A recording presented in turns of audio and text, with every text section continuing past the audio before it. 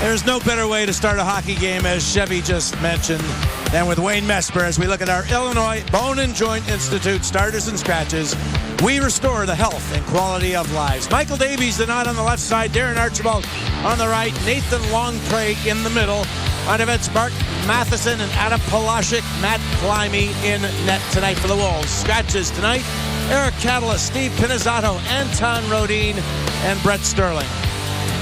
Allstate goaltender matchup. Allstate, Chicago's own good hands. Matt Climie gets the call for Chicago. He's dropped his last 2 starts after picking up a shutout the game prior. Kent Patterson will make his 3rd start as a professional in the American Hockey League. He has yet to win, and he also has a shutout. He lost a game 1-0 in a shootout in his AHL debut. That is brutal. Head coach Scott O'Neill's team has been pretty good as of late. They've picked up points in 3 of the last 4 games. Dean Chenoweth, his team is currently winless in the last 6, but they do have 3 shootout losses during that stretch, and they are in a playoff position in a very tight Western Conference. Mark Lemlin, the lone referee. Billy, it was a long ceremony. Home team have the opportunity here to get off to a quick start because the Monsters were in the locker room. Well, the Monsters obviously did not want to come out there and sit on the bench. I think for the Wolves, you just got to listen to all that was said, and that's got to inspire you to have a good start.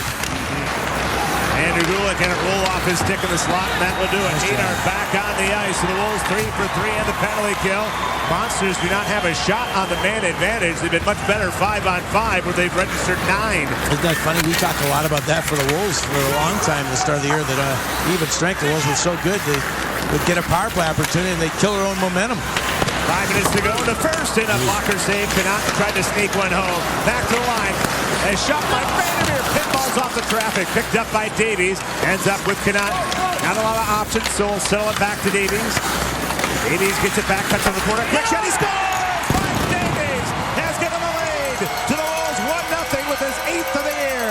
I would say this is one of those situations where you kill some penalties, and the Wolves did this so well, not giving up anything, and they in the next shift come right back, have a nice forechecking shift, cycle the puck well, and Davies through some traffic will somehow squeeze this puck through Patterson. Here is the work down low. Davies comes out and right through the wickets, yeah. But a nice shift it ended up being for the Wolves. They just pressured, got some help initially from Connaughton, the defenseman who moved up in the play, and he kept the play alive. And boy, did he get nailed by Gauntz. Peeled himself off the ice, got it back in around the net, and the Wolves then fought for it and got the opportunity for the goal. Wolves on the power play have been pretty good. They have scored in 5 straight home games, Billy. Yeah. They're clicking at 33.3%. What a turnaround it has been in that respect. One of the reasons why their record, since everyone has left and went to the Vancouver Canucks, not everyone, a few members of the team, but the power play actually has gotten a lot better since that time. Certainly has been on a nice roll. Wolves able to tie the game on Thursday with a late man advantage marker from Darren Hadar. Hunt has the puck. He'll hand it off. Hunt gets it back middle of the line. His shot scores. It's tipped out in front. And the Wolves power play has produced a 2-0 lead. What a redirect this ends up being, because it goes top shelf from the glove hand side. Usually an easy spot for a goaltender, but I'm sure Kent Patterson does not see this because of the redirect, and it might be Billy Sweatt with that touch. Well, one of the reasons I think the power play has been much better is because this guy, number 2, playing the top. He gets the puck in return and is going to fire it nice and low, and boy, a lot on it. Not sure, that was a tip from well out, and boy, did it ever change direction, speed, and give kudos to Andrew Gordon. Look at Patterson. He doesn't see that at all. He's smelling Gordon's jersey and doesn't flinch, and this goes top shelf under the bar. Beauty. Now a chance the other way off the face-off. Anderson tied up. Hope plays it deep into Wolves territory. Malone and Jocelyn scrumming for control. Luke Walker puts it out in front. Wrap around, try, and they score. Paul Carey gets the goal on the power play as he was able to tuck it home. His 12th of the year. Well, it's funny. Not a lot of shots, some great killing by the Wolves, but it only takes one goal to get yourself back in the game in the power play. And the Wolves will get caught here. Jocelyn digging hard. into some speed around, and we've mentioned this. Boy, there's some stuff attempts as of late that catching everybody by surprise. It was in Toronto, big goal. Very similar play, and this wraparound on the backhand too, which is not the easiest to do. Well, those college kids, you say, are pretty good at it. And he won 2 championships, did Paul Carey, at Boston College. Not a bad collegiate career in the NCAA. Yeah, he really has picked it up in the offensive side of ledgers. He's developed as a pro, but surprising to us, at least when we've seen him, I think you'd agree, Billy, just 39 games in the NHL. More with Colorado than Calgary, the team that drafted him. Which was funny because of the way Calgary had played all those years. We thought he would have fit into that mold in the style they played, but exactly that.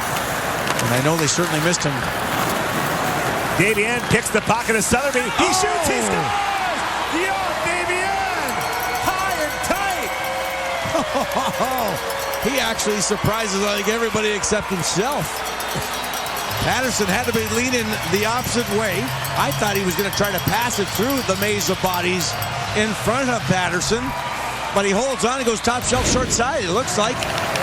There's Brad Hunt, but the puck goes back to his partner. Matheson will headman it. There's a hit initially. Desbiens will continue on as he was able to grab his stick. Nice strip of the puck. Moves in. Oh my goodness, short side over the shoulder. That is a beauty as he undressed a couple of Monster players, Sotheby included. Yeah, that is a beauty, huh? Wow.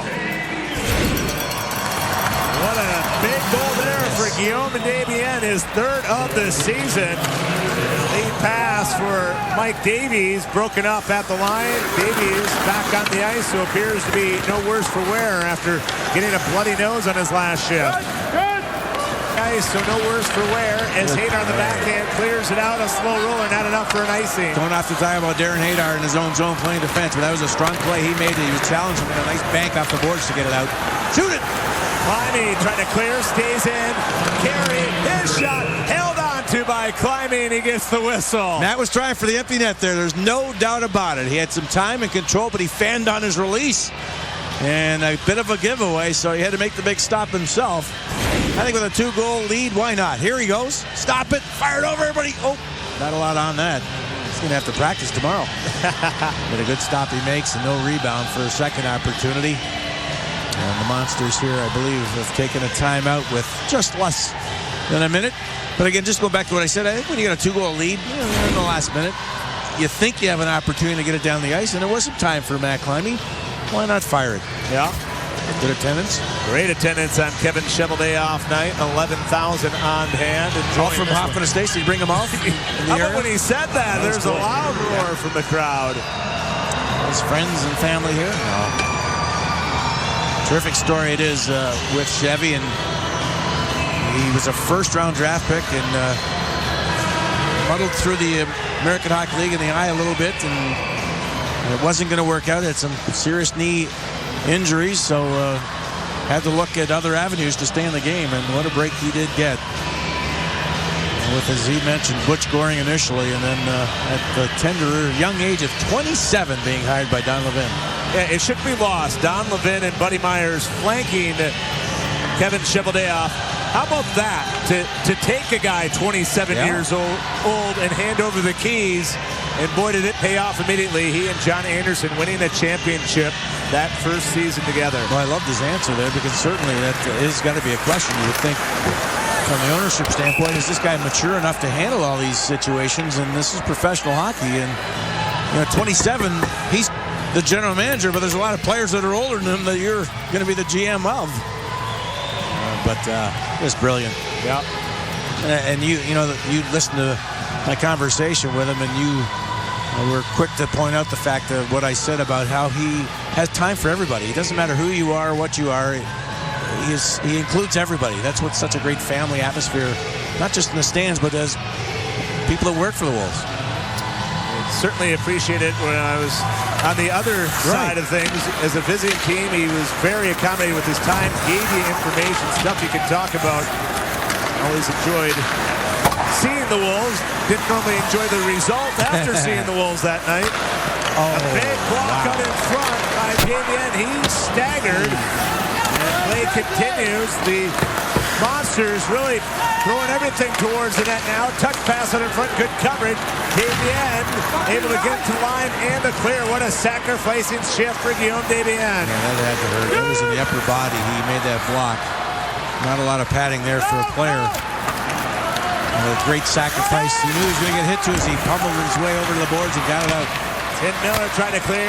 Elliott's blast off his own man, out of play with 4 seconds to go. That should be outside. I think you said it. It went off their guy. And the linesman's pointing in the zone of the Wolves. If I'm a Chicago Wolves player, yeah, and Scotty O'Neill's saying the same thing. Let's have a little discussion on where that puck was sent from the shot. I thought too. Maybe Darren Hadar talking to the referee about that, but looks like the linesmen are going to win the war. It's enough. Nice conversation for those two after a heated one in the first. It's a lot easier when you're leading 3-1 with 4 seconds remaining. So one final drop of the puck on the glove side of Matt Climie. This is why that new rule was just put in about glove. Players are just dropping down here and using their glove. And off the face-off, one final chance turned away by Climie. Actually, 2 stops, and Climie will pick up the win, his 12th of the year. Oh, a little extra. As he turns away 28. Now we got a scrum. Luke Skywalker there trying to get his guns out. Didn't he have a sword? Oh, okay. Great comeback for Matt Climie, and that man played a terrific game too, Guillaume Desbiens. But overall, it was a choppy style game. The Wolves were a little bit flat-footed to start off this special night, but certainly played well in the latter half of the first period. Had a 2-0 lead. The second period was a little bit different, and then this third period much stronger, much smarter, and a nice victory against a team they needed to beat. It was just ahead of them in the standings.